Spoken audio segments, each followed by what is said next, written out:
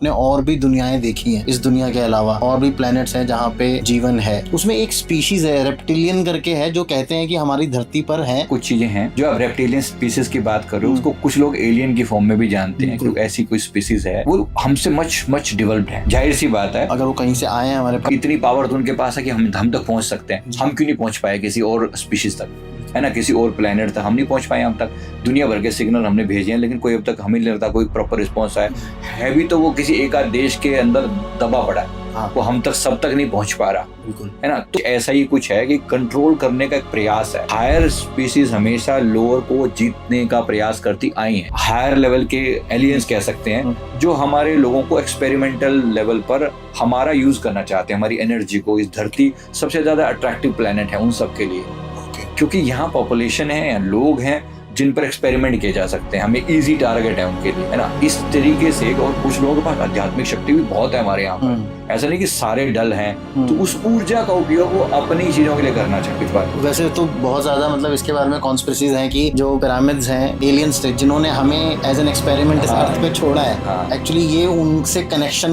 का वो था, मीडियम्स थे। आपने न्यूज में पढ़ा ही होगा कि नवंबर में कुछ एक ऐसा एक शिप है, क्या वो एलियन शिप होने के चांसेस हैं उसके, या वो पास कर जाएगा हमको? बस नहीं, वो मतलब टकरा नहीं सकता, ऐसा नहीं लग रहा, बिल्कुल भी नहीं लग रहा। ओके।